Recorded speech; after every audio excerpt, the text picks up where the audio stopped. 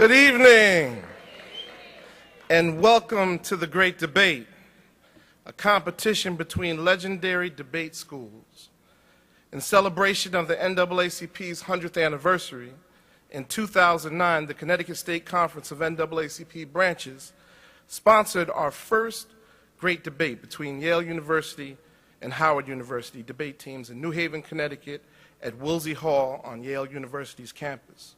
The standing room only event was a huge success as the audience paid close attention to both debate teams battling over questions about race and equality in America. Prior to the event, the naysayers stated that we could never get that many African American youth out for an event unless we had a rap concert, a sporting event, a battle of the bands, or a step show. But we proved the naysayers wrong, because we had over 2,700 people in attendance, and we signed up 1,000 new NAACP youth members, and we registered close to 500 young people to vote. Thank you. Since our first debate, we have hosted debates between Yale University and Howard at Wiley Hall in New Haven, Connecticut, and also at Howard's Crampton Auditorium. And I know you acknowledged Stephanie Brown earlier, but Stephanie Brown was a major organizer for the event in Washington, D.C. We had an event between Hampton and Columbia University, Yale versus Morehouse, and now we have Harvard against Wiley College at the 103rd NAACP National Convention. Moderators that have participated so far at the debates in Connecticut and Washington, D.C. have been Hillary Shelton, the NAACP Washington Borough Director and Senior Vice President of Advocacy. We've had Nate Parker, the actor who co-starred in the movie The Great Debaters and also Red Tails. We had Attorney John Britton, civil rights attorney and former dean of Texas Southern Law School. We've also had Jeff Johnson, who is the moderator tonight, who's an MSNBC correspondent and also a former NAACP youth and College Division Executive Director. For the record, usually the largest debates in the country have 50 to 100 people in attendance. But at every NAACP Great Debate, we've put together at least 1,500 people in attendance. Last year, President Ben Jealous approached me and asked would I help him in setting up similar debates across the country. Since our initial conversation, President Ben Jealous and also Monice DeLaura have secured a national sponsor for the NAACP Great Debate Tour for 2012. That sponsor is Starbucks, and I think we need to give them a well-deserved round of applause. The cities that have been chosen for 2012 are New Haven, Connecticut, Houston, Texas, Atlanta, Georgia, Washington, D.C., and Seattle, Washington, and we're going to wrap it up in Harlem, New York City at Apollo Theater with Sister Hazel Dukes in the New York State Conference. I'd like to thank President Ben Jealous, Chairman Rosalind Brock, the National Board, and the National Staff, and can't forget Region 2 for all their support for this great debate movement. I'd like to thank Reverend Charles White and also Brother Kevin Miles for the great work that they've done. And we would like to say, if you are interested in having a great debate in your city in 2013, please reach out to me so we can discuss the issue further. President Jealous, the National Staff, and myself will be discussing the criteria that a city must meet in order to be considered for the tour of 2013. Presently, we have a criteria for the National Convention, and we'll be setting up a similar criteria for the great debates across the country. As the founder of the Great Debate, I'd like to thank everyone for their support. I'd like to thank the debaters, the universities, the sponsors. I'd like to definitely have to thank Princess Ayers from Starbucks. And I'd also like to thank each and every one of you for your support. Let the Great Debate begin. I'm sorry. I have one more duty to take care of, and that is to introduce the next speaker, who's going to introduce the moderator. She's sassy. This is how she told me to introduce her. Sassy, elegant, sophisticated diva from California Region 1, National Board Member, Ariana Noble. Let's give her a round of applause.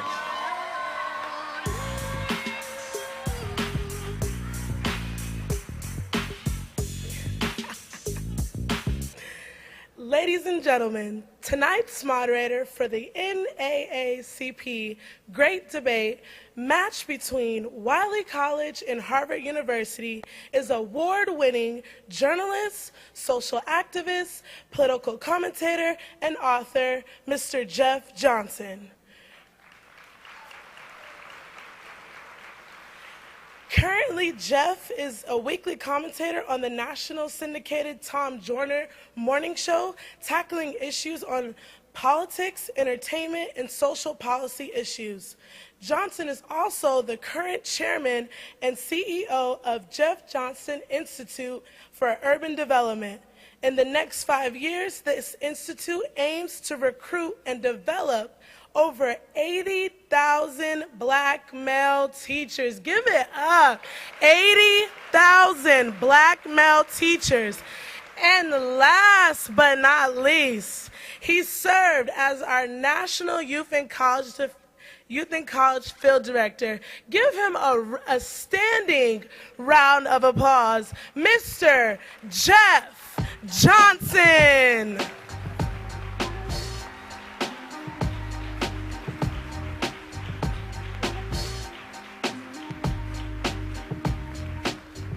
Good evening to Chairwoman Brock, and the Board of Directors, to President Ben Jealous, to Chairman Emeritus Bond, and to all of the members of this organization that make it fantastic.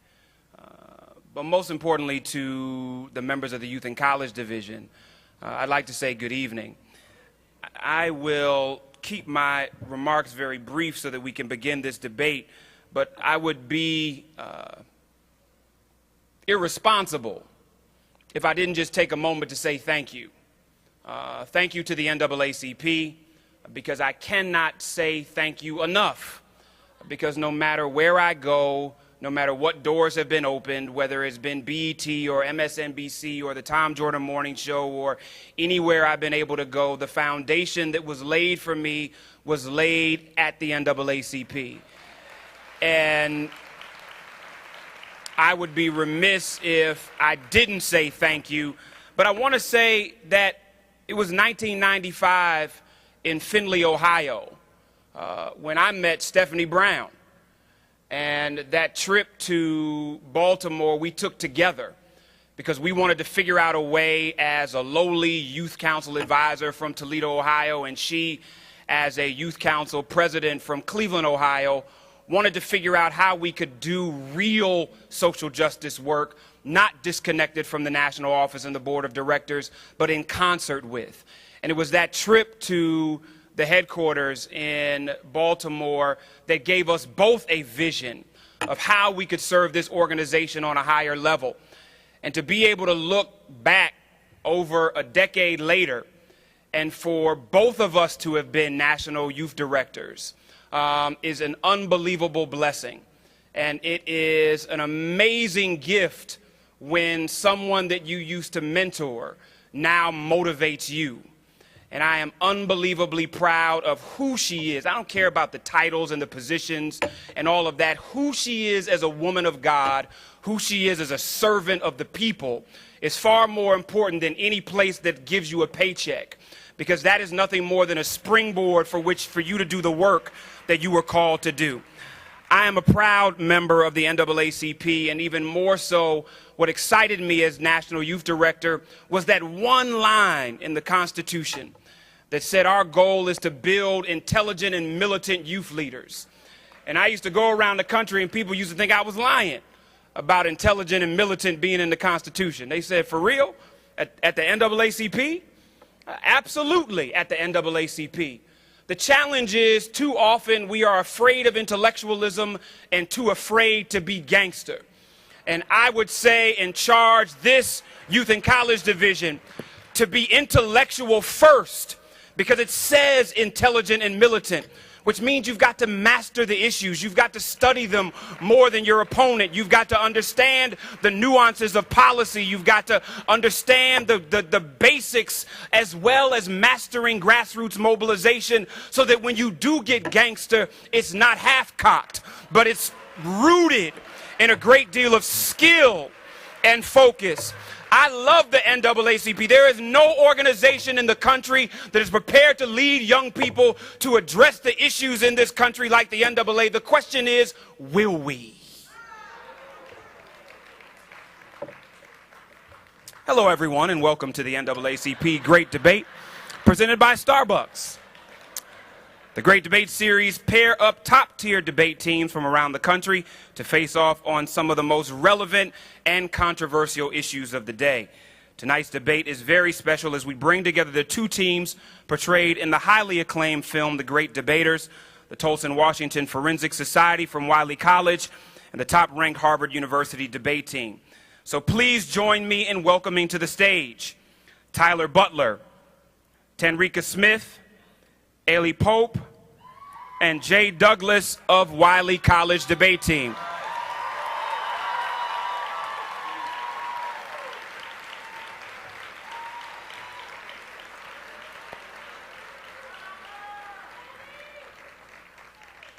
And now welcome Graeme Cruz, Nathaniel Donahue, Alex Ames, and Sanita Day from Harvard University debate team.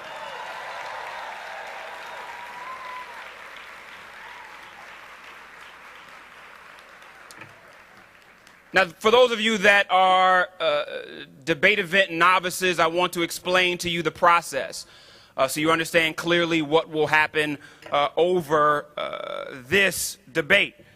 Now, we will be hearing arguments on two separate topics. Each debate will feature only two debaters. The debaters will face off in a parliamentary format. In this format, the teams will take two opposing sides known as affirmative and negative. The affirmative teams will argue first with a 5-minute speech called the Prime Minister Constructive. They will be followed by the opposing side, who will deliver a 6-minute response known as the Leader of the Opposition Constructive. That will be followed by a 6-minute argument from the affirmative side known as the Member of the Government Constructive. And then it will be followed by a 6-minute argument from the opposing side known as the Member of the Opposition Constructive. In the closing, the opposing side will switch speakers and then offer a 4-minute Leader of the Opposition rebuttal. That will be closed with a 5-minute Prime Minister rebuttal. Now, during this debate, each team will be allowed to offer a POI or point of information, when they will be allowed to approach their respective podium and ask a clarifying question during the other team's argument. Y'all with me? You sure?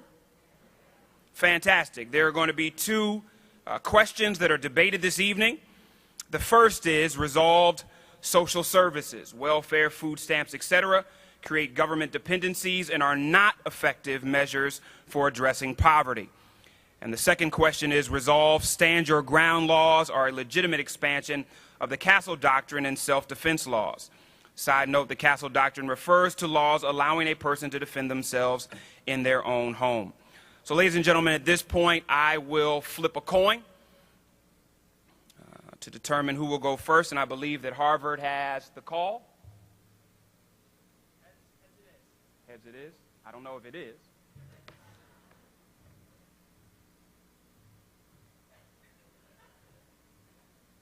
Heads it's not. And so the Wiley team will take the negative. Again, so we are clear, the first question is resolved. Social service, welfare, food stamps, etc., create government dependencies and are not effective measures for addressing poverty. Wiley College will be in the negative and Harvard will be in the affirmative. It's the other way around. I meant to say this. I got your question first. I was speaking for our team. Yes. They're apt, so we're going to be negative. Fantastic. So stand your ground is Wiley's negative. I got you. Everybody's clear? Wiley is negative on stand your ground. Yes. And affirmative on the first question. We're good? All right. I'm trying to make this hard from the beginning. So at this point, we will have the Prime Minister constructive. 5 minutes.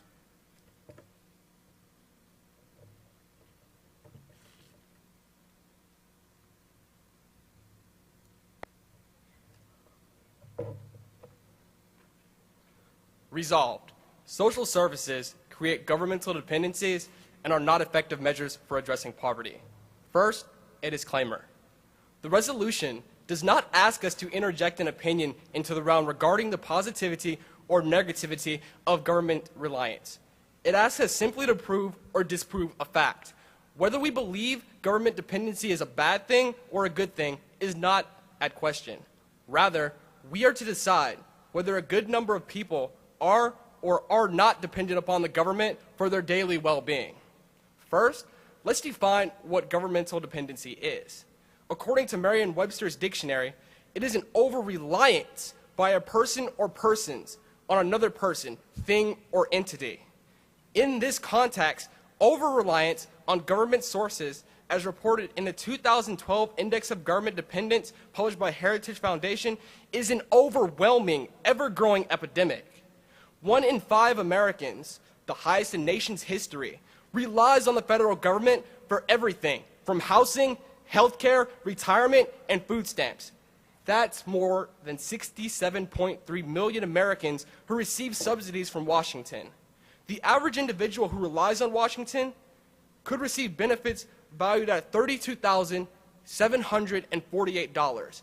That's more than the nation's average disposable personal income, $32,446.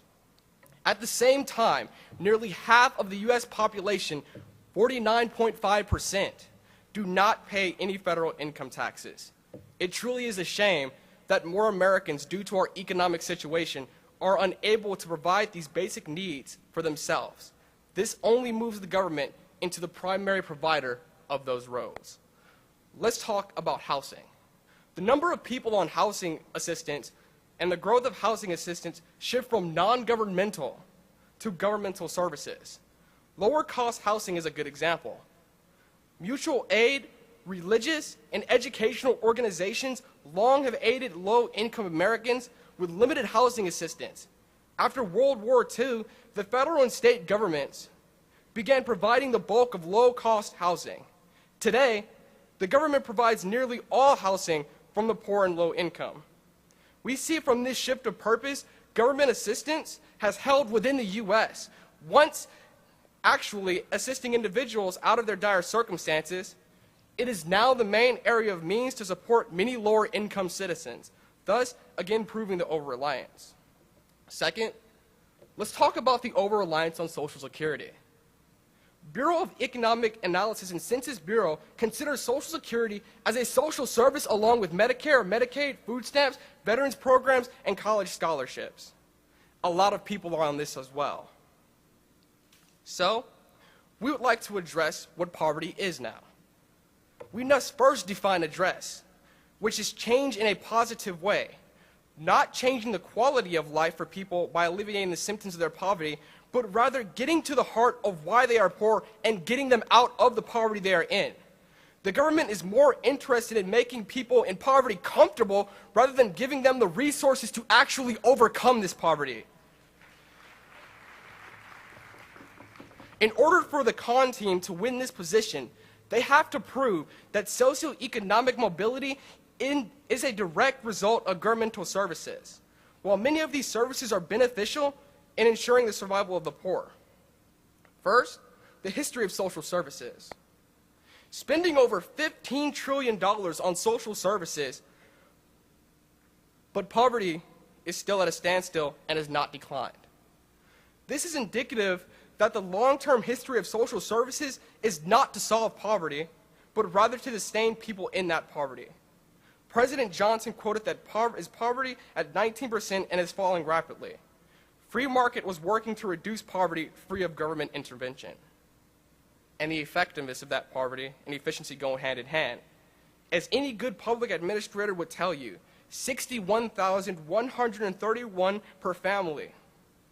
Given the poverty line is 18,000, we should have wiped out poverty many years ago. 2012 is governmental dependence.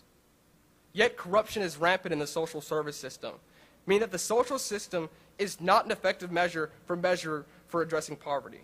If money is the solution to eradicate... Oh, go ahead, I'm sorry.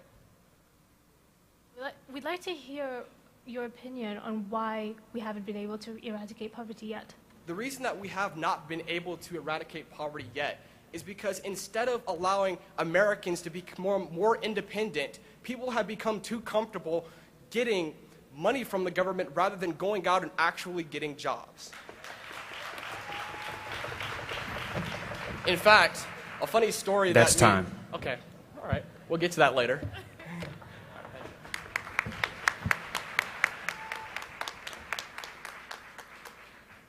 Leader of the Opposition, constructive.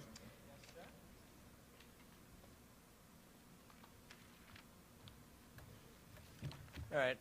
So just before we start time, I just want to thank some people here who have made this really possible. I'd like to thank all of you for being here. It wouldn't be a debate without you guys. I'd like to thank the NAACP for hosting a great convention and hopefully having us to Seattle later on. I'd like to thank our wonderful moderator, Jeff Johnson. I'd like to thank the founder of this whole program, Scott Esdale. I'd like to thank Wiley for being a great opposing team. And I'd like to thank people who helped me personally. So my partner, Sanhita, my boys back there who got my back, and my main man, Tito.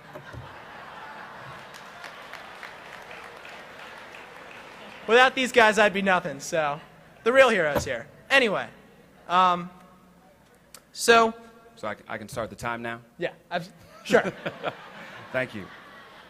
So first off, I want to talk, because they give us this analysis that, we shouldn't interject our opinion. But the question specifically asks us whether this is an effective measure for addressing poverty. So I think it makes some amount of sense to ask, what does it mean to address poverty?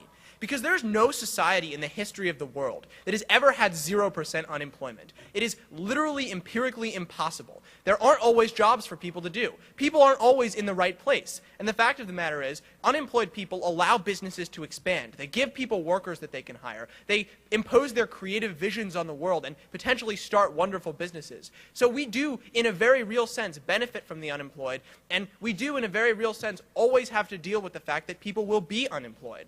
So given that this is true, and given the fact that if we want to solve the long term, we need to deal with the fact that people have short-term needs. People need to eat. There is a mutual normative obligation on their part to uphold society and on our part to give them a baseline standard of living. It is unreasonable in a world where people have high-definition televisions that other people can't have food and basic medical care. We would also say, and this is an organization that claims to, giving people the ability to vote. You can't vote if you're too hungry to get to the polls. You can't vote if you're too sick to get to the polls. And we think that given that people have some kind of baseline standard of rights, you need welfare to facilitate those rights. You need housing to feel secure in your person and to uphold your right to privacy. So for these reasons, because people have rights, we're very proud to support the welfare system as it is. But we also contest their economic harms on face. We think that there are very real economic benefits of welfare as well. So for example, getting welfare facilitates people's ability to go to school, for example. If you have to go and support your family, you can't be in school. And education is the most important driver of any kind of economic advancement that we have.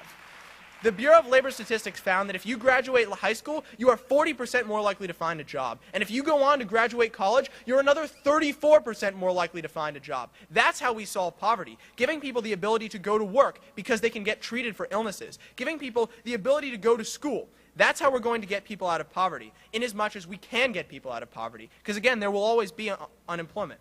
But also, we think that our current welfare system facilitates the entrepreneurship that makes America great. The fact of the matter is, 60% of jobs in the United States are created by small businesses. And the federal government has been setting up a program known as self-employment assistance, or SEAs, that give money to people who are unemployed to go start businesses, to people who are credibly working to build up a company that provides valuable goods and services for other people, that provides other people and themselves the ability to get meaningful employment. Simply put, if you give people a safety net, there aren't the same kind of risks to being unemployed. People can take risks. People can start companies. People can do what makes America great, which is be entrepreneurs. That's what we're standing behind. But also, we would tell you that if we want to give economic aid to poor communities, if we want to develop the economies of these neighborhoods, we need to give people the ability to buy goods. You can't open a store if there's no one to buy anything. And the fact of the matter is, unemployment insurance, food stamps, all of these things are money that gets spent in the local communities that help to develop those communities, that help to create real jobs and lift communities out of poverty. That's why the Center for Budget and Policy Priorities found that for every $1 we spend on unemployment insurance, we generate another $1.55 of economic activity. That's some of the best stimulus we can have. That's how we stimulate our economy. That's how we get people out of poverty. That's how we correct for recessions. So we think it's unreasonable on their side for them to contest that poor people are supposed to lift themselves up by their own bootstraps if they don't have boots at all.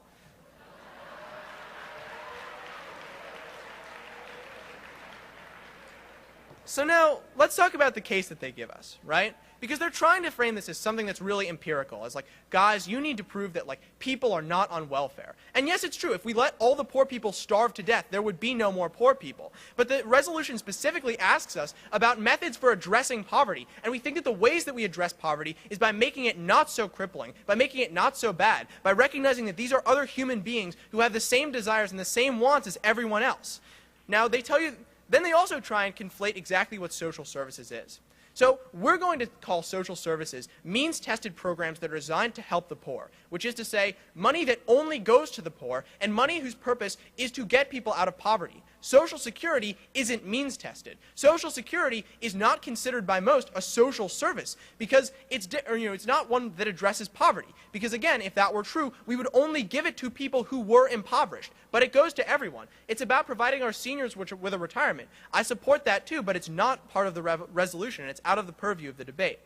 So then they tell us that, we're spending a lot of money on this welfare. But again, we think it's important to spend money on social services. And in fact, if you look at our budget, the money spent on Medicaid and food stamps and TANF and all of these programs is about 6% of our federal budget. I don't think it's unreasonable that the United States spends money to address its poor people if we're also spending money to wage wars abroad, if we're also spending money to foist ourselves upon the world. I think it's completely reasonable that the United States can help out our nation's impoverished. Then they tell us that we can always rely on private organizations to do things. I don't rely on Walmart to tell me when I can vote, because we institutionalize certain rights protections. We also institutionalize welfare protections, because it's not okay for me to be reliant on some other person for my daily bread. I should be reliant on an institution that is bound by law to deliver the same services so that I can live my life with security. That's what we're talking about. That's why this is necessary for addressing poverty. Then they tell us that people use Social Security. First of all, it's not a social service. Second of all, it stimulates the economy anyway. And third of all the people who use Social Security pay taxes for it. So it's not as though they're reliant on the government. They already paid into this system.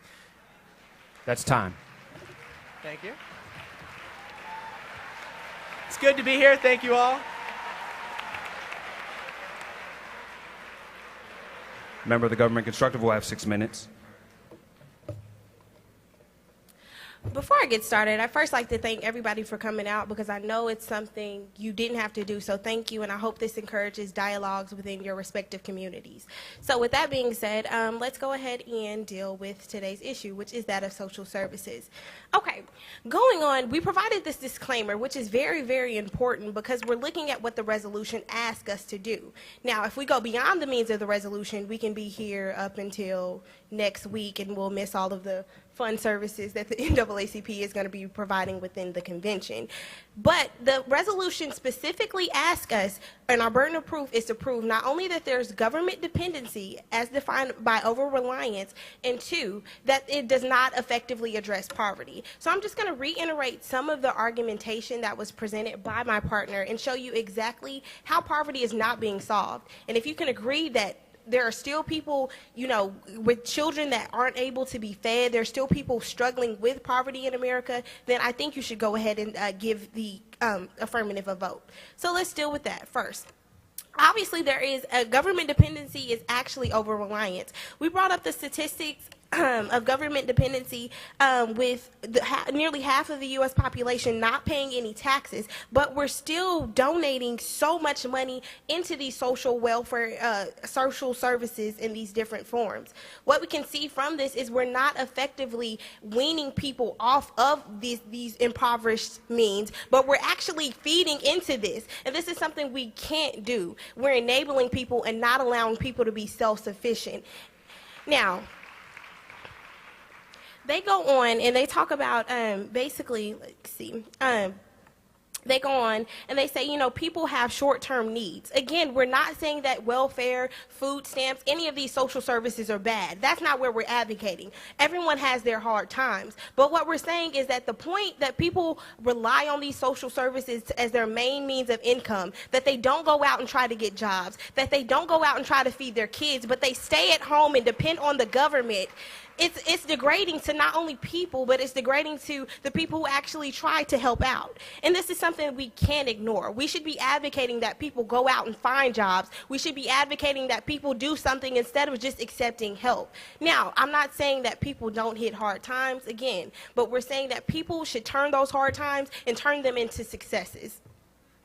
They go on and they talk about how, you know, welfare helps people go to school and how, again, we're not addressing people who use these social services as they're supposed to assist them. We're talking about people who overly rely on these social services as their main means of trying to get around in this world. It's not fair that people go to work, clock in 40 hours, and go to nighttime school, but people can sit on their couches and watch TV all day and have their kids go to school. It's not producing an effective society, and it's not sending a message that we want to send to our children.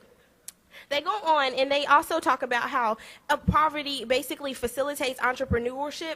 No, what we're sending, again, the message is that it's okay not to go out and try to work. You know, our ancestors, especially within the African American community, they went out and they found different things. If people weren't going to give them jobs, they were going to make jobs for themselves. And they solved their poverty in that way. But what we advocate, with the social and how it is right now, we advocate for people to do outrageous things. My partner, as he was going to say within his first speech, there are people who not only sit, you know, all day and just use this and they over rely on this, but there are also people abusing it. And when we see that abuse, it also takes money away from the people who really need it. There was a man in Boston who used his food stamps card to bail himself out of jail after selling heroin 1,000 feet within a school zone.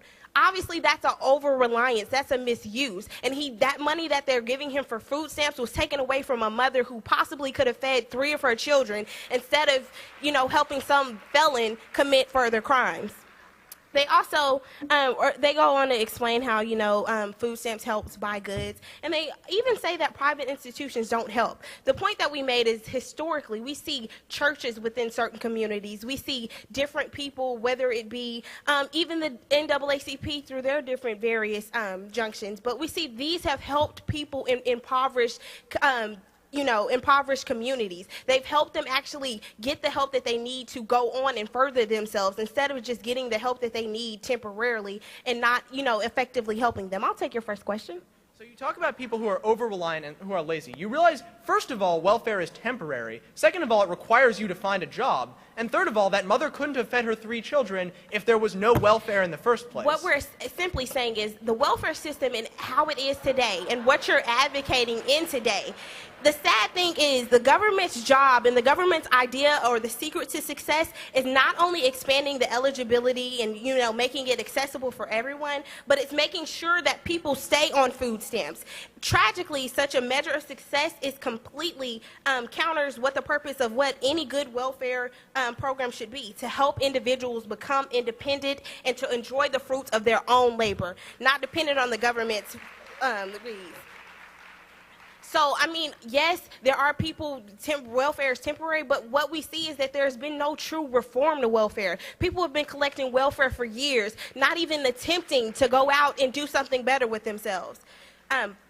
Food stamps, just along with about every other federal government, over 70 welfare assistance programs, fails to include any functional provisions to promote personal responsibility, such as work requirements and time limits. Rather than addressing the true causes of poverty, the fact that there is a lack of jobs in certain communities, and etc., the federal government's method of operation has been to pour more taxpayers' dollars into more welfare programs, edging near a cost of $1 trillion. And this is why we shouldn't continue to support a system that is effectively not working.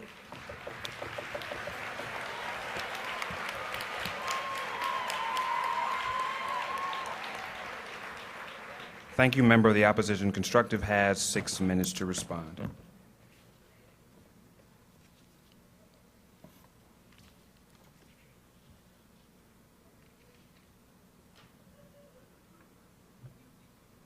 Good evening, ladies and gentlemen. There's a really long list of people I'd like to thank right now, but I'm just going to say that if you're in this room right now, thank you very much. So this is what I'm going to do. First, I'm going to look at what they said and then tell you that they're wrong, and then I'm going to tell you what we said and we're not so wrong. So, firstly, an observation. They tend to be equating the right to basic needs and a good standard of living and just plain dignity to live your life as being comfortable. This isn't really true. Not having healthcare, food, housing is not a matter of being uncomfortable. It's a question of living without dignity. And nobody deserves to live that sort of life, not in a nation like the United States of America. And I make the assumption that they haven't really heard about TANF, temporary assistance for needy families. It's not permanent. Nobody goes on social welfare for a whole lifetime. You have to prove constantly that you are making an effort to deserve this welfare. You have to prove it constantly that you are looking for jobs and that your children are going to schools. So it's not a permanent thing that they seem to be thinking about all the time. Then they completely dropped the argument that we made about Social Security and that Medicare and Social Security are more for the elderly, and that doesn't really address poverty, and so it's not relevant. The examples they gave about that mother, like we said, it would have been impossible for her to feed her children and even live a life without welfare. And so we see this as a way of providing basic tools for people to get inspired to do something about their lives and change the way. Being in poverty is a horrible thing. Nobody likes it. Nobody's going to say, oh gosh, yeah, I really like the food stamps that I'm living on. I really like this housing situation. I'm loving life right now. It's absolutely awful. And everybody will do everything they can to move out of it. The number of PhD recipients who are on food stamps right now is astonishing. If I had a PhD degree in, say, theoretical physics, I would find it so demeaning and an insult to my credentials to be having to sweep floors and working in jobs that I'm not happy about. But if I can get welfare, then at least I have some way of doing something about my life and trying to get a job that I really deserve. But if you remove this welfare, then there are a bunch of really horrible things that could happen. Crime rates will go up, drug addiction will go up, so, substance abuse, and it would be way worse than what it's not a perfect situation right now, but it would be a lot worse. One thing we'd like to say is that welfare actually gives a lot of opportunity, and everyone has the opportunity to dream and have access to that American dream. For example, it facilitates entrepreneurship.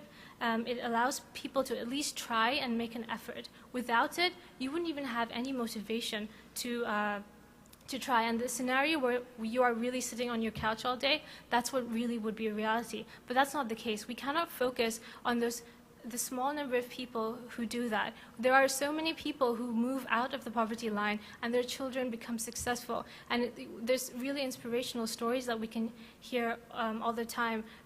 No mother or father even wants to hear, they always want the best for their children, and they don't want their children to grow up and think, yeah, it was a horrible thing, and we weren't really successful, we weren't able to move out of poverty. So they always try to strive for the best. And there are three things that you can do to this. One is education, and welfare provides that. Second is to work, and that can be any job. Just work, and stick to it. And thirdly, that would be family, and that's essentially not delaying children until you're either married or in a stable relationship.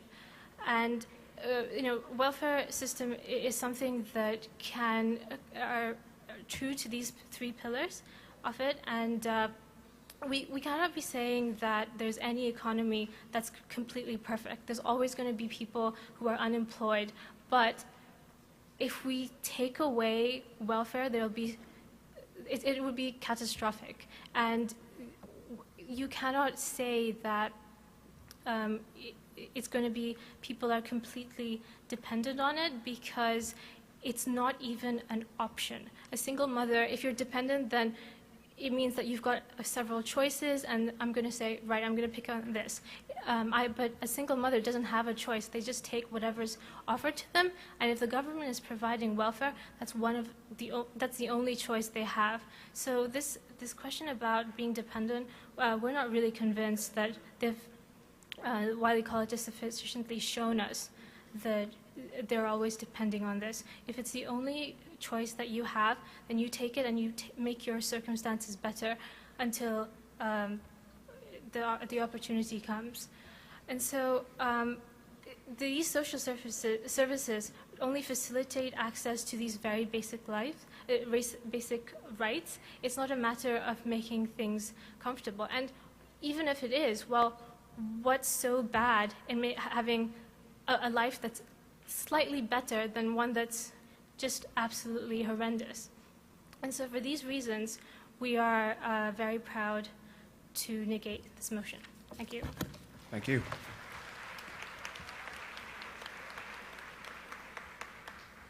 Leader of the Opposition, rebuttal will have 4 minutes.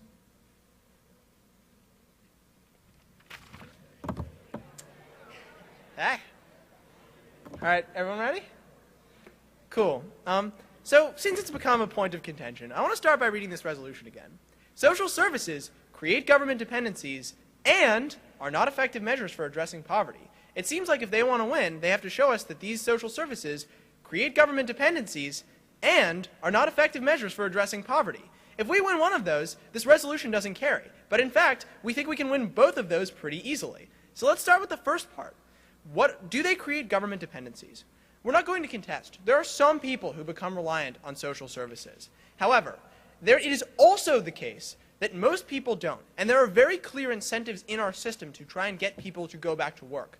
In order to get some welfare, for example, you have to show people that you're actually moving towards getting a job. That's what happened in the 1990s. We changed our system.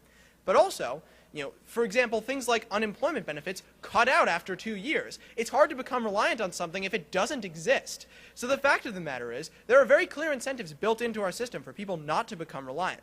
But even if some do, right, they never address the fact that, there are very clear economic benefits, too, right? So this kind of plays into the next part, and we'll get there in a second. But, I think that we talked about the 3 E's, right? Entrepreneurship, education, and economic stimulation. These are all things that welfare very clearly provides, and that's never something that they've contested throughout this round. We get more people who are willing to take risks and develop the United States economy. We get more people who are willing to go to school and who are willing to become truly productive members of society, who are willing to engage in that engine of economic growth, engage in that engine of social mobility that they've challenged us to find. And there are very real, large amounts of money pouring into poor communities. Admittedly, it's clearly not enough. If anything, we should engage in more of this kind of aid. However, we told you clearly and consistently that the aid does exist, and especially in hard times when more people become unemployed, that's more people taking benefits, more people spending money, and more communities not ending up as bad as they could have been. So it's important to remember not just where we are, but where we might be without this system. And it's a much, much worse place. So the next thing that I want to talk about, what does it mean to address poverty? Because they seem to be going throughout this round as though it's a categorical statement from God that in order for us to address poverty, we have to reduce the number of people on welfare to 0. I told you very clearly in the beginning, and they never responded to this, that that has never and will never happen. That is simply not the way economies work. Right? So we think addressing poverty means getting people to a basic standard of living where they can recognize their humanity. They never talked at all about the claims that we talked about, where we have a moral obligation to do this, and where in order for people to exercise their rights, the right to vote that we clearly think is so important, they need to have this baseline level of subsistence. They need to have shelter to feel secure. People need to have food so they can go to the polls. People need to have health care so they can lift themselves up by their bootstraps. Because again, if your arm has gangrene, there's not much lifting it's going to do. So, throughout this entire debate, they try and conflate, people who abuse welfare with people who use welfare. I think the best example they gave you, and one we called them on at the time, was someone used food stamps to bail themselves out of drugs. And that's money that could have gone to someone else to buy food, using food stamps. right? We think it's true. People abuse food stamps. We should crack down on that. But nowhere in their advocacy have they ever given us some kind of reason that we shouldn't have social services. And remember, what they have to prove is that social services are not good measures of addressing poverty, not that they're sometimes abused, not that they're sometimes creating dependencies, right? So at the point where they haven't addressed any of the arguments that we gave you, and we told you why we're getting people out of poverty, why we're actually addressing the root causes of poverty, why we're dealing with the fact that some people will always be poor, and that's a fact of life. We think that these are very real things that they never addressed, and they've tried to sweep under the rug the whole time. But we won't have any of it. The fact of the matter is... That's time. That's time. That's the fact of the matter. And thank you for having us. We're proud to oppose.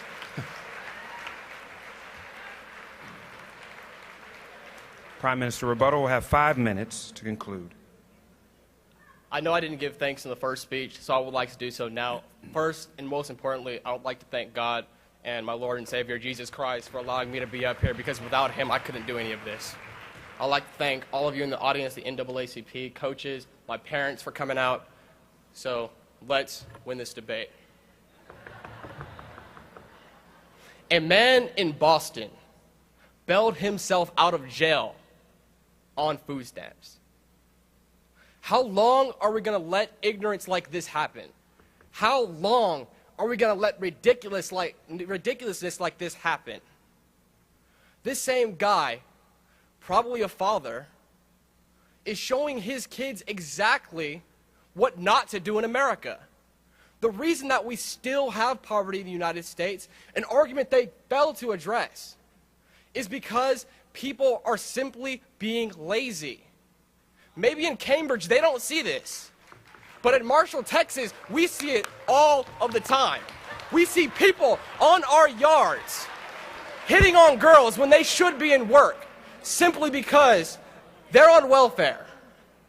We see people on welfare buying things such as alcohol, tobacco, hot Cheetos, instead of buying food to nourish their families. President Barack Obama, with all he does to support the lower class, has still not been able to bring America out of poverty. Federal welfare spending this year now totals to $668 billion, yet we see so many of us still impoverished. There have to be alternatives, and the alternatives are that we need to start getting jobs. We need to get off of poverty. We need to show our children and our youth that we are more than just people who mooch off of the government for our food and for our housing. Spending over $15 trillion on social services still hasn't brought us out of poverty. And they can be as smart as they want to be. They can tell all the jokes in the world that they want to tell. But the fact of the matter is that this overdependence exists. This over-reliance exists. And although we're not arguing the fact that social services are bad, but rather we are arguing that we have become too dependent on them and that we need to put an end to it. Thank you.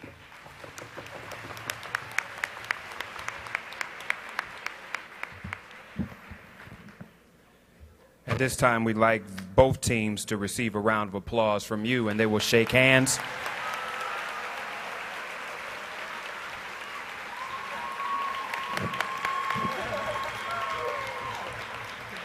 Before we go to the next question, anybody that wants to go get some hot Cheetos, I think they're serving them in the back with grape soda.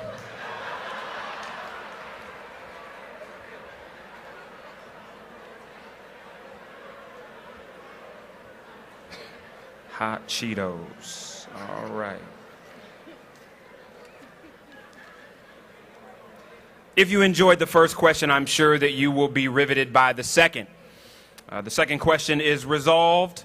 Stand your ground laws are a legitimate expansion of the Castle Doctrine and self-defense laws. Side note, the Castle Doctrine refers to laws allowing a person to defend themselves in their own home, and Harvard University has the affirmative.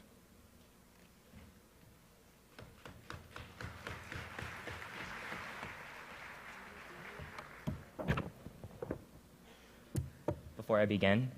I'd just like to thank the NAACP for inviting us to Houston. It's truly an honor to be here, and we thank them for all the hospitality that they provided. I hope you enjoy this debate. Okay, right? Okay. On the night of February 26, 2012, a 17-year-old named Trayvon Martin was walking home from a convenience store with a bag of Skittles and an iced tea and was gunned down by George Zimmerman, who claimed he was standing his ground from an attack. This incident rightfully sparked a national debate about the intersection of race and the criminal justice system. However, in the flurry of attention that arose, the purpose of stand your ground laws was completely obscured. Zimmerman, as the aggressor in the situation, has no standing to cite the law's protections, especially considering there's no reasonable belief that Trayvon was going to kill him. Alex and I believe the following case accurately depicts stand your ground laws. In 1991 and 92, teenager Ronald Davis was mugged twice, beaten, and sexually assaulted by Eddie Leonard, a 6-foot-tall, 435-pound mobster in New York City. On June 20th, 1992, Leonard once again approached Davis, pulling out a weapon from his pocket. Davis shot Leonard in self-defense, and despite the imminent threat to his life, he was convicted on manslaughter and sentenced to up to 36 years in prison because the judge felt he had a duty to retreat, in other words, to run away from the attack. Because we believe when faced with imminent death, innocents shouldn't have to run away, we affirm the resolution. And to clarify, stand your grounds change self-defense laws in the sense removing a victim's duty to retreat when faced with a reasonable expectation of deadly force or some grave, severe bodily harm by an aggressor in any location, home or otherwise. With that, we have 3 arguments we'd like to make. First, that stand your ground laws rightfully shift power to victims, and this is seen in 2 different ways. First, as I said, they're allowed to retreat, they're permitted that they don't have to retreat in the face of deadly force. The issue with having to retreat in the face of deadly force is that the seconds it takes to figure out a mode of leaving the building is the seconds that it might be between life and death. As Justice Oliver Wendell Holmes observed, detached reflection cannot be demanded in the presence of an uplifted knife. Nor can it be demanded in the 21st century when relaxed gun laws allow firearms to proliferate the country and allow people to reduce the ability of others to safely thwart and run from their attacks. In the negatives world, the duty to retreat requires a victim to run to a door if he sees one in the midst of an attack, and if it's locked, too bad, you could potentially lose your life. Imagine if you were attacked. Do you want to have to retreat? I don't think so. Second, we say that victims can be secured that a reasonable decision they made to use deadly force will not result in them being in jail or have to pay civil liabilities. If you are attacked by an aggressor, you shouldn't have to worry about being sent to jail for the attack or to even pay your attacker's hospital bills in civil court. That's wrong. Our second argument is that stand your ground laws level the playing field for victims. The mismatch in physical size and strength of aggressors and victims is not acknowledged in self-defense laws that require a duty to retreat, and thus stand your ground laws logically expand self-defense law by leveling the playing field. Here's why. Instead of retreating in the face of a stronger aggressor who can pursue you or an aggressor who can pull a firearm at any moment, the victim has the ability to use deadly force and not retreat. This is particularly relevant in domestic violence cases, where abused women often have restricted freedom to leave the home or relationship, and if they do, they face even greater danger from their partner. Stand your ground laws allow women to defend themselves against the abuser. They level the playing field for victims and allow them to use lethal force if somebody is stronger than they are. Our third and final argument is that stand your ground laws reduce crime. These laws send a message to criminals and aggressors everywhere that should they attack, the law is on their side, not on the side of the aggressors, and that they can fight back without having to worry about going to jail or paying their attackers' medical bills. During incidents of crime in states with stand your ground laws, if a criminal has any indication whatsoever that a victim has the capability of using force to defend him or herself, they will be deterred from initiating the attack. Moreover, even before incidents of crime even occur, the perception that victims could retaliate will lead people to decide that crime probably isn't the greatest path in life and will therefore decrease their criminal activity in the future. And in communities where the police don't bother paying attention to, where they don't look out for the safety of the people, it's probably a good thing that we have laws in place that protect victims within those communities. This is the only way that they are able to protect themselves when the police aren't there to protect them. Stand your ground laws, according to Professor John Turris of LaGrange College, also allow, in a comparative analysis of 50 states, concluded that those with stand your ground laws have a 3% decrease in criminal activity as opposed to those without. For all those reasons, we affirm. Thank you. The Leader of the Opposition Constructive will have 6 minutes.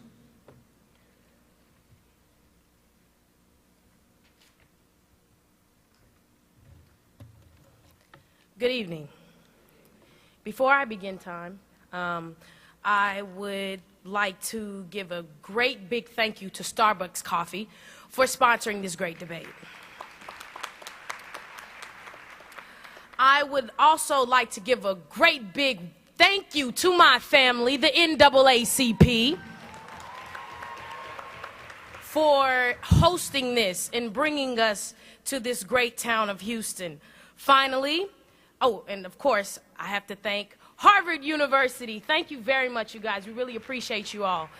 And finally, I would like to thank President Haywood L. Strickland and the Wiley College family for being supportive and always showing us love. So, thank you very much. Now, before I begin, I need a little motivation. Fired up! Fired up! Fired up! Let's go to work. First, I would like to begin my case with, because stand your ground laws are legally and morally unjustified, we negate the resolution that stand your ground laws are a legitimate expansion of the Castle Doctrine and self-defense. We are negating that. We're going to go ahead and first, according to the Webster Dictionary, legitimate means according to law and justified. Therefore, the pro has two burdens, proving that stand your ground laws are both legally and morally justice. Second, according to the University of Chicago Law Review, the self-defense doctrine justifies homicide when a threat meets three criterions: proportionality, necessity, and imminence. Duty to retreat simply makes deadly force a last result when one is forced to choose between your life and the aggressor's, according to the Virginia Law Review. Let's go ahead and give you some points real quick on the negation. Number one, the stand your ground law promotes disproportionate force. Stand your ground gives more power over deadly force to citizens than the police. According to the National District Attorneys Association, by promoting more violent responses, it has increased the use of guns for deadly force. As the University of Chicago explains, before stand your ground laws, 95% of self-defense guns used merely involved in brandishing the weapon as a warning. By turning successful defense gun warnings into homicides, stand your ground has increased justified homicides nationwide by, listen to this, my brothers and sisters, 53.5%. Come on now, America. Because of stand your ground, we are seeing an increase in trigger-happy Americans who shoot first, ask questions later, and fear no repercussions, resulting in the self-defense which is disappropriate to the threat, according to Professor Stanford Candish. An analysis by Orlando Senial found that 92% of stand your ground cases, the person who got shot was unarmed. For centuries, self-defense doctrine has been upheld. Our contention number two is going to be stand your ground is an unnecessary legal expansion. We do not need it. It's unconstitutional. Well, doesn't it say in the Declaration of Independence that we have inalienable rights of life, liberty, and of course, Will Smith, the pursuit of happiness. The role of the government, therefore, is to create laws to protect the rights, particularly life. It deletes the resolution and it does not expand it. A crucial part of self-defense doctrine is a deadly force as a result. Our contention number 3 is reasonable fear violates imminence. My point number 8, come on people, racial profiling. They gave you the perfect example with their story about Trayvon Martin. This has happened across the country. Let me give you some statistics. The civil rights movement gained huge ground from equality and acceptance among races. However, the National Urban League reports the biased belief is that people of color are dangerous still exists in the hearts of many Americans. As a recent federal lawsuit on Georgia's Stand Your Ground law notes, the race of a victim can be used to provide reasonable fear, thus making racism a justification for murder. This is not okay. We are negating this topic because it is not okay. I will take your number 1 of 3. Wait. Sorry. One question. In a court of law, when you need to prove that your justification meets a reasonable standard, how is saying a person is black reasonable? Oh, well, let's... You don't get to prove that you are protected by stand your ground laws when your justification is he was black. That doesn't happen. According to the NAACP, stand your grounds are more likely to help Caucasians who kill African Americans than the reverse. In fact, under stand your ground laws, shooters must only have to prove that they are in reasonable fear of serious injury from a person to get shot. However, this is a problem because our society perpetuates irrational fear of black men. That's your answer. Now let's go back to the negative. Let's hit the negative. Let's hit the negative. The negative talked about a couple things. The negative dealt with stand your ground, shifts it to the victims. Well, how does it shift the power to the victims when the victim is dead? It makes no sense. Trayvon Martin is not getting justice and he does not have ground in this debate. Going to their number 2, I want to hit all their points so they have no reason to stand up here and say we didn't hit them. Number 2, talked about how victims secured when criminal forces, they're not making sense. They're saying that stand your ground levels the playing ground for victims. Tell me, how is Trayvon's ground being leveled? Not only Trayvon's ground, but especially your person that you mentioned in your case, Mr. Ryan. How is his ground being in his hands when you're having stand your ground be a justification for murder? Your case should speak to yourself. Come on, people, wake up. This is the United States of America, and if we want change, do not let the courage skip you.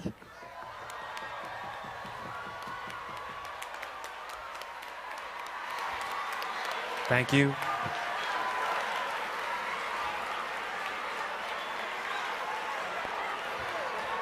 Member of the opposition, constructor, will have 6 minutes to respond. If we could have order, please. If we could have order, please. Before time starts, just like everybody else, I would like to thank the NAACP for being phenomenal host for the past few days. I'd like to thank Wiley College for agreeing to debate with us. They've become great friends. Now they're great sparring partners. And then I'd also like to thank them for that very spirited opposition.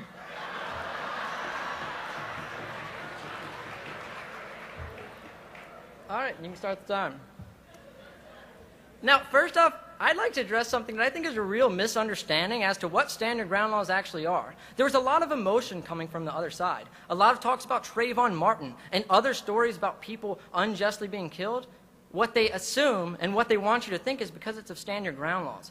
But I don't think that our laws are the thing that are causing people to be racist. I don't think our laws are the thing that's causing problems. I think it's the problems inherent in the justice system. The problems inherent in our law enforcement agencies that are choosing to act that way. These problems aren't just because of stand your ground laws. They've been there before and they will be there until we find something to actually fix them. It's time to start getting rid of judges. It's time to start getting rid of cops that act like that. It's not time to start getting rid of perfectly good laws that don't actually cause those things. And let me remind you of, like, for example, murder laws during the civil rights movement. You're not going to get rid of murder laws just because, for example, white people would kill black people, then they wouldn't go to prison for it. And then black people wouldn't kill anybody, and they would go to prison for it. But that doesn't mean that there's something wrong with murder laws. That means there's something wrong with the justice system.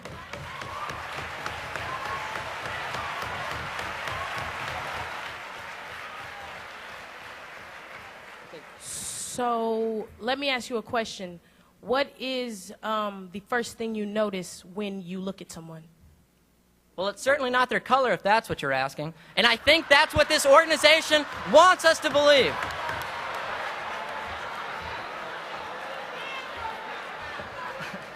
I can't tell if you're trying to call me racist or not, but I don't think that was an appropriate question. It's definitely not color. All right, so now I want to start off on the arguments they talked about. First of all, they talked about it using disproportionate force and how, like, you shoot first and ask questions later and how that eventually leads to more crime. But we don't think this is right. Think about it. If I can come up to you with a gun and you have to run away, am I going to be more or less likely to pull a gun on you? Probably more likely because you won't shoot back, because you don't have the legal right to shoot back. So we're saying that stand your ground laws actually prevent crime from happening in the first place because they send a message to criminals that people are actually going to fight back. Criminals habitually target people that they think are weaker. For example, women and small men, people that aren't big and muscular like me, because that's what they're going for.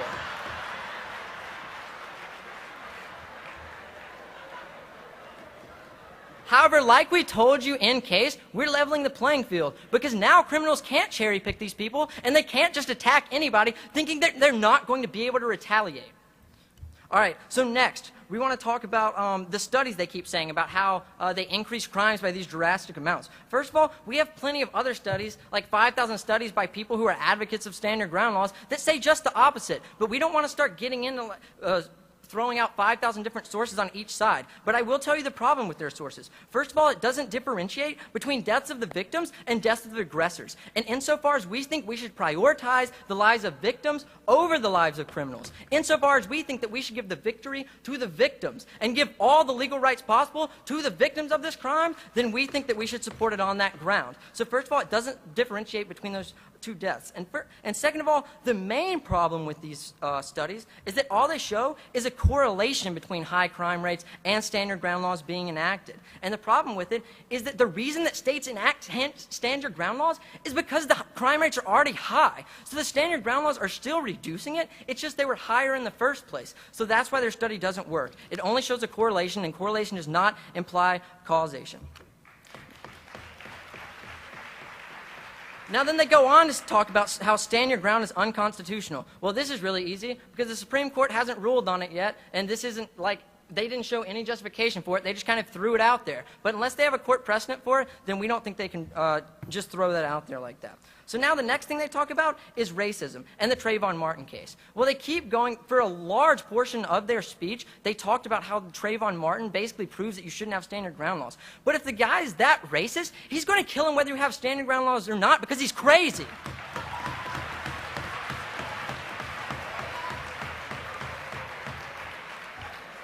But I'm going to give you some of the technical reasons just so we can get this behind us in the debate why stand your ground laws don't apply. First of all, one of the statutes in Florida and in all the states that have stand your ground laws is it has to be reasonable. I don't think anybody in here thinks that that's reasonable. And you can cross-apply that to their argument on about how people kill people because they're racist. I don't think it's reasonable to say that because somebody's black that you can kill them. And I don't think anybody else in this room does either.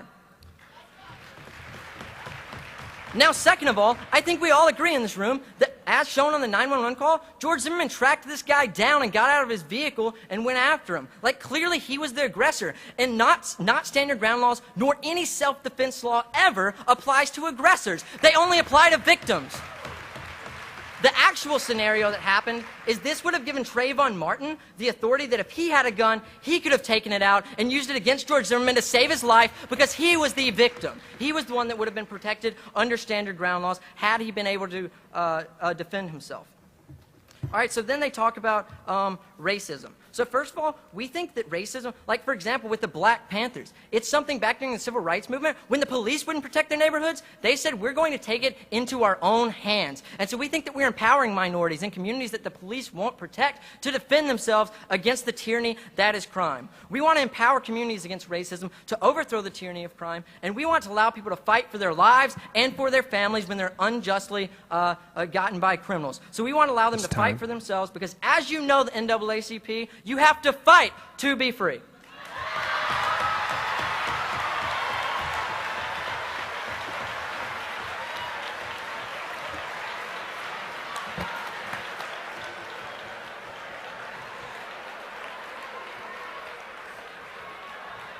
The member of the opposition constructive will begin after there is order. If we could have order, please. Thank you.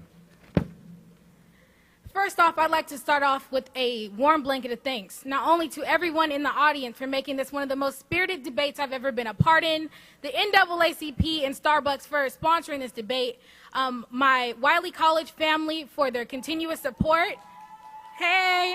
Also, I'd like to give a shout out to my Lee P. Brown Criminal Justice Institute and my professors for their intense legal talks. Today, it's all going to pay off. And I would also like to dedicate this round to my grandmother, who I jokingly call my first speech teacher. She couldn't be here tonight. She's in the hospital. So I know she's watching on the internet. And with that, let's get this round started.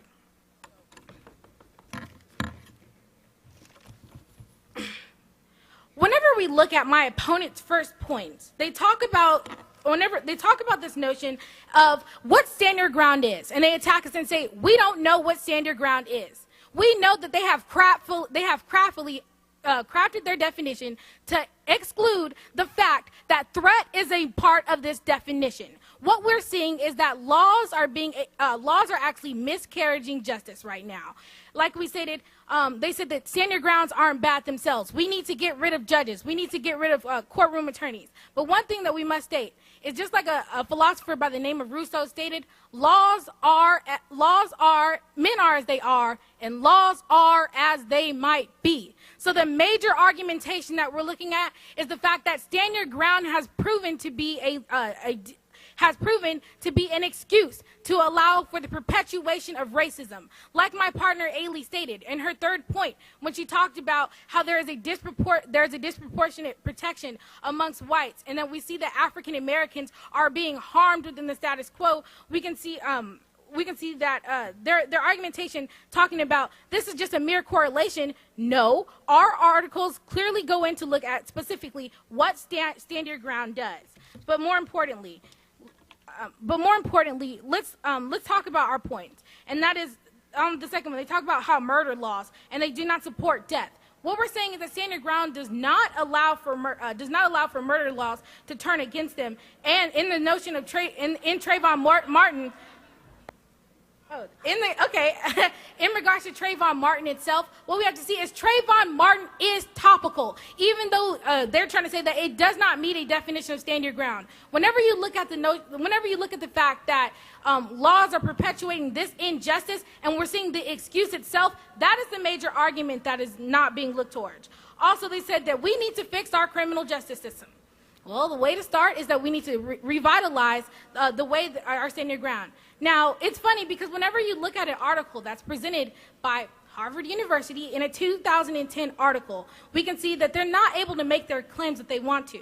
The article claims that this is that with your Castle laws, what we see is that it has a much broader implication.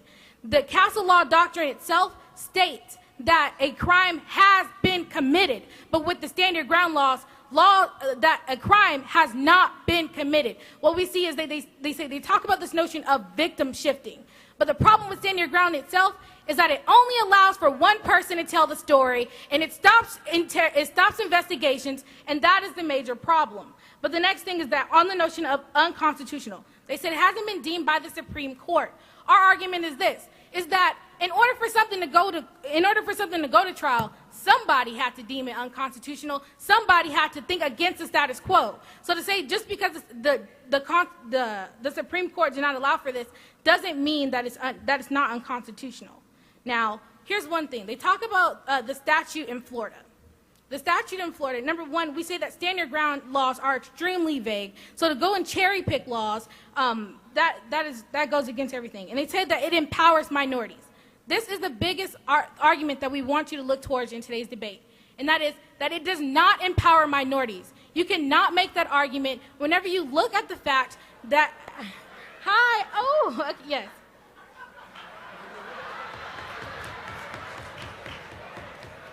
Okay, the question I was going to ask is something you hit a long time ago. Hopefully we can remember it.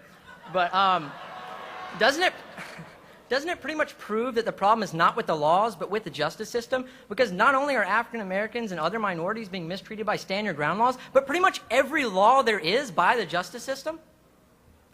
The argument to that is no, due to the simple fact that, well, number one, like I said in the beginning, laws are as they are, and men are as they are, and laws are as they might be. So you cannot have an excuse for racism itself. Our third argument is the strongest that points that out. And just like another article points out in the Miami Herald, they say that it empowers minorities, it disenfranchises minorities. It states that whenever the stand your ground laws are taken to court, 73% of the time, white Americans get off. But whenever you look at that same argument being used in court, only 53% of African Americans are able to access this same amount. So it does not empower them. And whenever you look at a state like Florida, where many African Americans or minorities have been in prison and do not own the right to carry a gun, we can see that this only takes the power out of African Americans' hands and that into their white counterparts. For these reasons, we urge you for you guys to see that the negative has won within today's debate. Thank you. Thank you.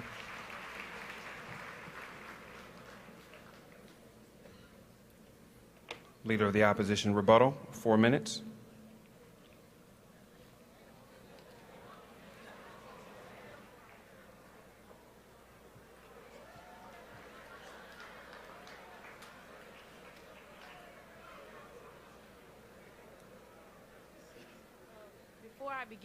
Before I begin this last speech, I really want to thank our debate coach, Mr. Christopher Medina, and I see some of our debaters, School family, Ms. Shamara just graduated. I wanted to thank them because without them, and our chaplain, Ms. Michelle Hall, without them we wouldn't be here. So thank you, Harvard, for a great debate. Well, my opponent got up here and said it was very spirited. But when I see this picture, I tend to get spirited. I'm sorry. Simply because, let's face it, guys, they had the burden to prove to us that it's morally and legally justifiable. There is nothing moral about murder. He insinuated that we could put, if these laws would have, if Trayvon Martin had a gun, these laws would have given him a gun. That right there in it of itself is saying that these laws makes it okay for murder. It made it okay for murder in their case scenario. It's making it okay for murder across the board. Until the United States of America can uphold a standard in each state, not just Florida, Harvard, each state, and they can have a standard across the board, we will stand in negation.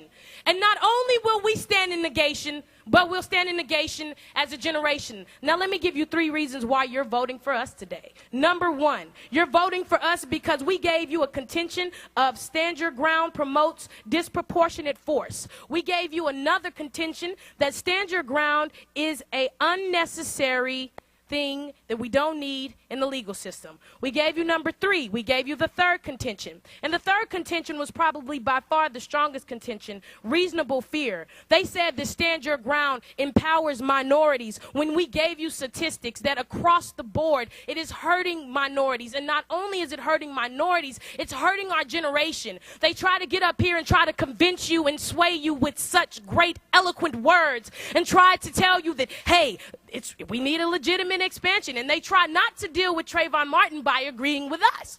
So, what we're going to do is this. We're going to sit. I want you guys to take a minute, and I want everybody in here to close their eyes. And I want you to imagine, just imagine, you being in a situation that that guy was in. Now open your eyes. You are now in a place to make change. I gave you 3 points as to why we negate this. They gave you points as to why you should vote for them. But tonight, the biggest point rings true across the United States of America, that this is not okay. We will not okay murder. We have been through too many years, as they have eloquently put, of a lot of stuff. And those trials and tribulations, as our great Dr. Martin Luther King said, we will overcome. And by overcoming it, we say no. We negate this resolution.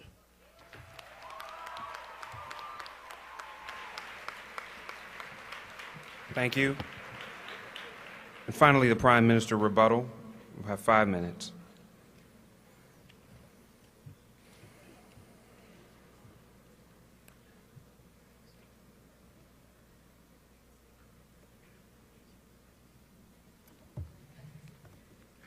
Ailey's great, isn't she, you guys? She's pretty good. She's pretty good. Okay.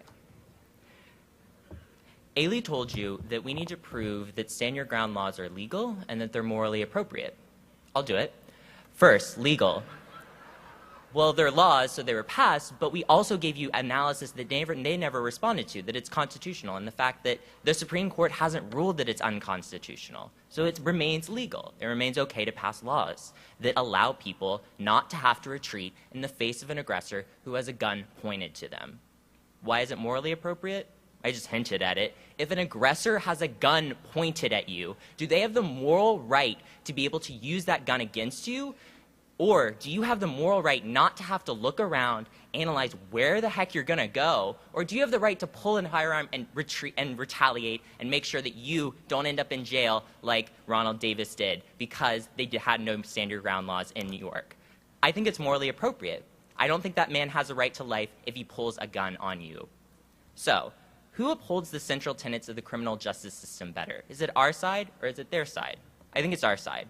First, we're punishing the criminal. We're taking the power away from the criminal who has it all in the situation where you have to retreat, and we're placing it in the hands of the victim, the woman who's in a battered relationship with her husband, the man like Alex who's small, and the big man like Eddie George who was 435 pounds who would chase Alex if he could, right? Like, we're giving the power to Alex. We're giving the power to the abused victim in a domestic violence case, and we're saying it's okay. You don't have to retreat. In order to save your life, you can use effective lethal force.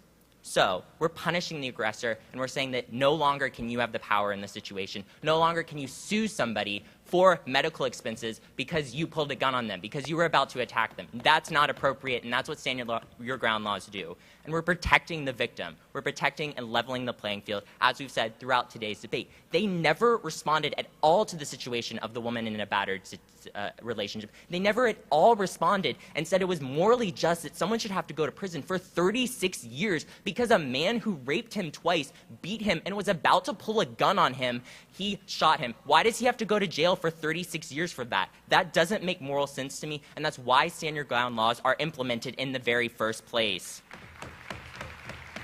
So, my second question is, who makes communities safer, better in general, and decreases crime? Is it their side or is it our side? Okay. So racism was a really important topic in today's debate. I think you can agree. But as Alex did really well, he pointed out that in the 1950s, people weren't prosecuted. White people weren't prosecuted for, murdering black people in the Jim Crow era. Well, does that mean we get rid of murder laws? No, it means we radically alter the system in which we are situated in order to change it. So what causes racism? What causes people to sort of have those beliefs? What perpetuates racism in our criminal justice system today?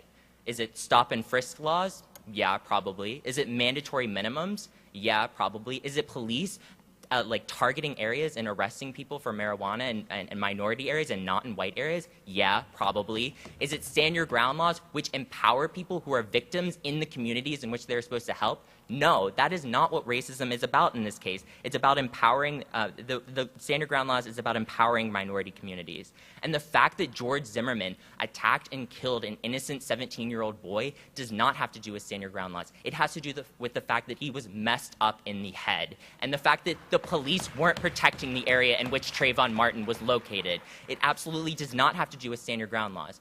In a perfect world, Trayvon Martin would have had some weapon in order to take out and shoot George Zimmerman. If he had had that weapon and Stand Your Ground laws were implemented, he would have been able to use it and it would have saved his life. If he had it and there were no Stand Your Ground laws, he might have gone to prison just like Ronald Davis did in New York City for up to 36 years because he didn't want to retreat from George Zimmerman. We think that in this case, Stand Your Ground laws do not perpetuate racism and are not a part of the system that does so. That's another part of the justice system. It empowers people and empowers victims to take advantage of the situation and not have and not be attacked by an aggressor. So the other point they make is the escalation of crime.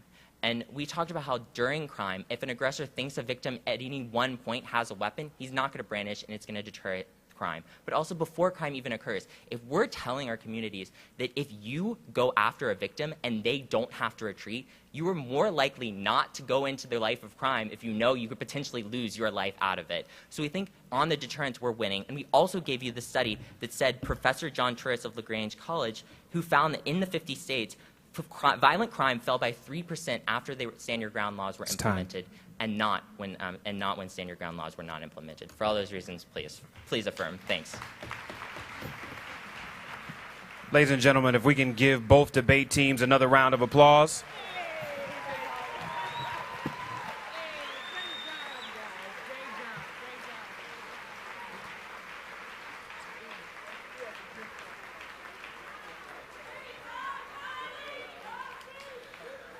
You all, this was an incredible display of skill, an incredible display of the investment that's at both institutions in their debate programs. And I think it's necessary to ask that we ask one more round of applause for Starbucks, because let me say this. All over the country, there are displays of anti-intellectualism. And I think that I am pleased as punch that a corporation wants to be able to support intellectualism and the display of intellectualism and the display of skill of these two teams. So we would like to thank Starbucks for their support. We'd like to thank Scott X for his continued leadership around the Great Debate Series. And I'd ask that you would give one more round of applause to the Harvard University debate team and their program. One more round of applause to the Wiley College debate team and program. I think you can do a little bit better than that. I think they did a phenomenal job here for us this evening.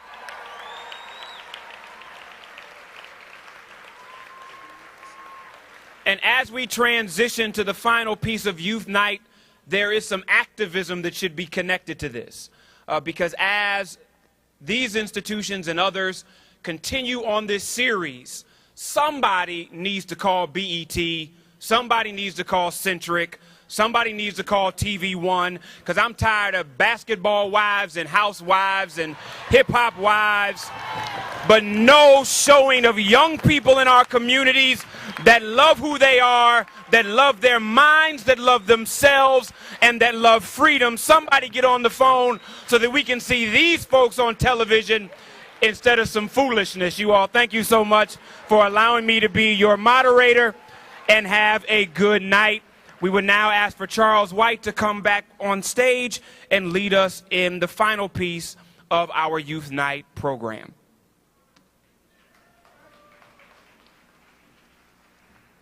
Ladies and gentlemen, please welcome the chairman of the board of directors, Ms. Rosalind Brock. Wow, this was a very spirited and intellectual dialogue and discussion. Both the teams are winners tonight. They have done a phenomenal job. Let's give it up again for Wiley and for Harvard. You can do better than that. These young people are our leaders. They were very thoughtful in their presentations. And I am so grateful, so very, very grateful to just listen to you. All of you, my sister. And what can we say about Starbucks for giving us the opportunity to showcase America's best and the brightest? Let's give it up again for Starbucks.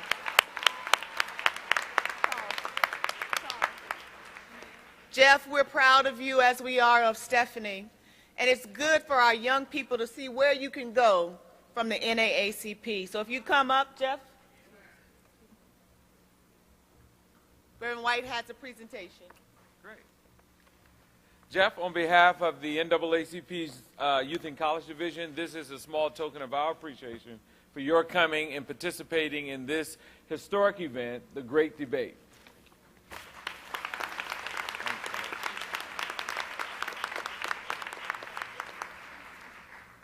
And at this time, we want to again thank both of our teams. Let's again give it up for the Harvard University team and Wiley College. And again, we want to thank, as our sponsor in this event and the series of great debates that will take place, continuing throughout the fall of this year, 2012, and throughout 2013, Starbucks. Let's give it again for Starbucks. So when you see this logo again, you know that it becomes our brand. It is the NAACP, the Great Debate, sponsored by Starbucks. So I'm going to ask now Princess to please come, and Hillary, Senior Vice President, to come and please join us. Now we are going to present medallions to each of the individual members of the team on behalf of the NAACP, and a cup to each team celebrating this historic gathering.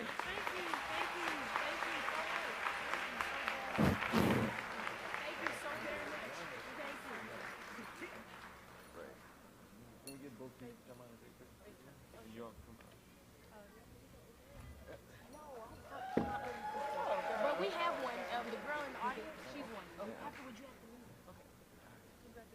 Can you all come out?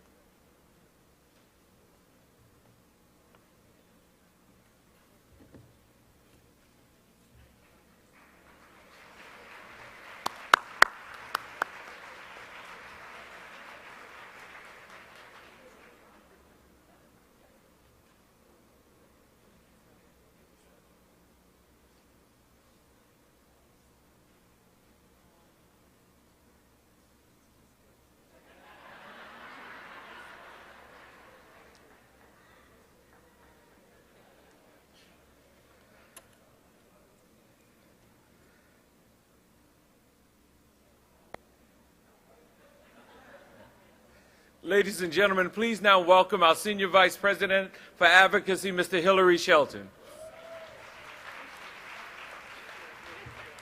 Thank you very much, Reverend White. You know, I had the opportunity to participate in the great debate the first time in which my alma mater, Howard University, debated Yale College, or Yale University. It was a fantastic experience, but for those of us who know Scott Esdale, the president of the Connecticut State Conference of the NAACP, you know, it's very difficult to say no to anything. Scott called me and said, Hillary, we want to do a great debate. The film had just come out, was doing very well in the theaters, and Scott wanted to see that kind of thing emulated throughout the country. It was going to start right there at Yale. He said, you know, you're the chief lobbyist for the NAACP. You handle the policy issues. Would you write me a few questions about some of those policy issues these young people should debate? And knowing how Scott worked, I said, great. I wrote down a few of our priorities and sent them to him. Said, it'd be great to see how they handle those. And he called me back a day later. And he said, could you turn these into a resolve? And I said, sure. So I turned around and wrote them that way. I said, I had a lot of fun doing this when I was at Howard University on the debate team there as well. And then he called me back again and said, well, you know these issues so well, why don't you just fly up to Yale and do this with me too? I said, brother, how can you say no to Scott Esdale? But let me say, I want to first thank Starbucks for having the vision and putting their resources where their mouth is to make sure this wonderful thing happened. But I really want to thank these young people, because I have to say, I sat backstage. I'm the guy that also constructs the arguments for the NAACP's legislative agenda. And I took a lot of notes. And I'm going to raise hell on Capitol Hill. Thank you very much. Thank you so much.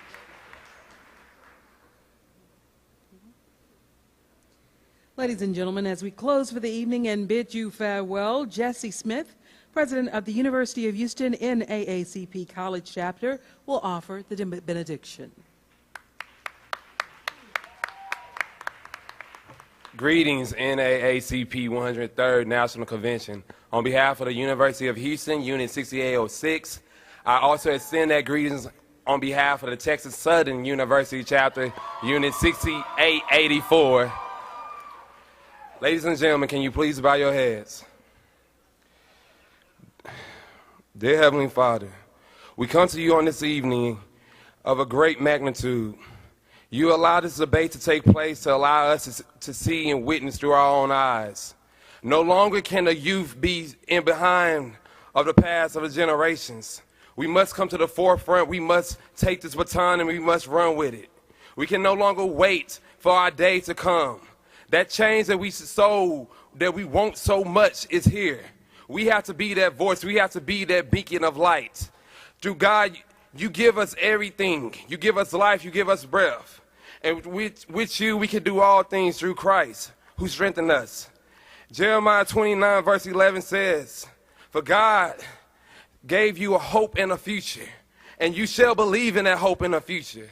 So to all my young brothers and sisters out here, I tell you, that same courage that started this organization more than 103 years ago, that same courage that was out in Chicago at the race riots, that same courage that was out on the bus boycotts, and that same courage that we even saw when President Barack Obama had sent into the White House. We must have that same courage and motivation. So to my young brothers and sisters, all the youth in this building and the youth in this nation, we must fulfill our destinies. We must fulfill our realities. Through God, we can do anything. I bless each of you. I ask each of you to encourage your young brothers and your sisters. We can no longer be here waiting for someone to tell us when can we make this change. We have to be this change. We have to change the way we see the world. And once we do that, all we can say, as our great Dr. Martin Luther King said, let freedom ring, let freedom ring, let freedom ring. So as I close with this, I tell you, each of you, please never forget your ancestors. Never forget the blood of the men who came before us. For our destiny is here, and we must adhere to this destiny. In Jesus' name I pray. In Jesus' name I pray. In Jesus' name I pray. Amen. God bless you.